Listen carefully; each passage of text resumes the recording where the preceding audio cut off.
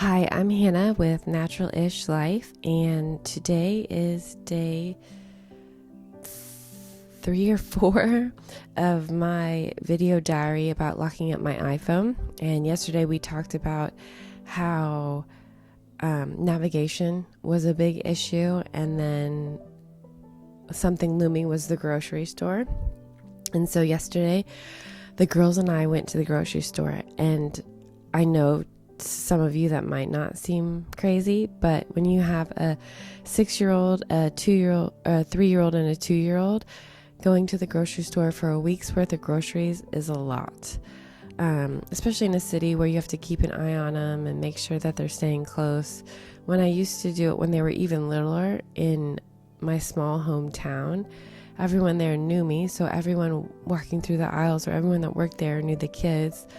So I didn't have the extra element of losing a child at the grocery store wasn't added to my already busy plate of getting a week's worth of groceries. So now that we live in a city, that is definitely a fear. So it's a lot to take little kids to the grocery store. And the reason I had to go to the grocery store is because usually I order groceries on my iPhone, and then I go and use my iPhone to tell the grocery store that I'm there and what stall I'm in, and then they just bring them out and put them in my car. This is a crazy convenience if you really think about it. And I know it's not brand new, but I think it's kind of a COVID thing.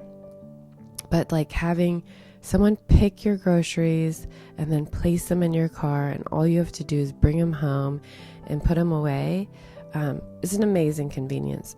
This is one that I would have to really think about, like, is it necessary? Do I need it? Does this need to be easier?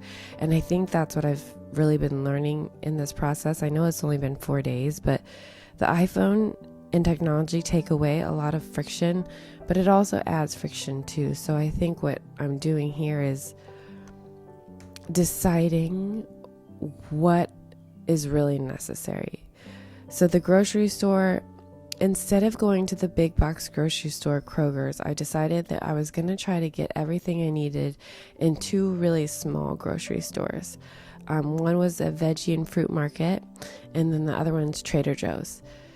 So we went to the veggie and fruit market first, and it was actually really fun because I got to browse. It felt like we were at an actual market. It felt like an event. My kids were excited, and I had the attitude that, hey, I'm doing this. I'm going to be patient with my children. I made sure to eat before we left. I made sure that I didn't feel hungry or tired or any of those things. So my attitude towards it was very positive. So we went to the veggie and fruit market. It was a great success. We had fun. They helped me pick things out.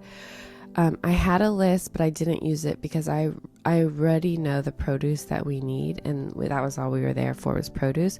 So I sped through it as fast as I could with the kids in tow, and then we checked out and got all the groceries in the car, no problem. And then we went to Trader Joe's. Trader Joe's was pretty busy, and there were some things on my list that I didn't get, so I made sure to look for them there. That was a little bit harder because it was busy, and then the kids were starting to get a tiny bit antsy. I think Esme was hungry. The other 2 were good. They weren't hungry or anything, but they were a little bit antsy about what we were doing. But we got through it quite easily. They have lollipops at the end of Trader Joe's, at least the one we go to. So the kids had a prize at the end, I guess, if you will. And they were pretty tired after that. And then I forgot like 3 or 4 key things. So we had to go back to the fruit market because I knew they would have it. And the kids, they did fine. We got through that, and then we came home. I ended up at the end of that making a list about 10 things we needed to get from the big grocery store, but we didn't have to do it that day. So we ended up putting it on the list, and we'll try to do that today. Those so far have been the biggest things. And I think what's important is how I was feeling and things like that, but also like what I ran into. So when I was about ready to leave, I thought, oh, I should record this so I could put like video and pictures over my audio and speaking so that the audience doesn't have to listen to me or look at me the whole time. But then I thought, old fashioned wise, would I have brought a camera to a grocery store? Would I have brought a video recorder to a grocery store? And the answer is no. So I didn't use my iPhone as a camera and like have image documents of this. And then as I was getting in the car, things were coming to my head, like ideas or thoughts. And so I couldn't put it in my notes app. So I ran inside and got a piece of paper. Here's my little piece of paper along with my journal, to write things down that came to my head during the whole process. And then another thing that was really cool was I made conversation with people when I was at the grocery store. There was a mother next to us and then the cashier, of course. And as we were checking out in the fruit market, they were asking me the typical questions. And I told them about the experiment and why I had 3 little kids in tow at the grocery store and what we were doing with the iPhone. And it sparked a really fun conversation between that mother and then the cash register person. Then I also did the same thing at Trader Joe's, and the cashier asked me if I was a millennial, and I told her about I think she asked me if I was a millennial because we know life before the iPhone.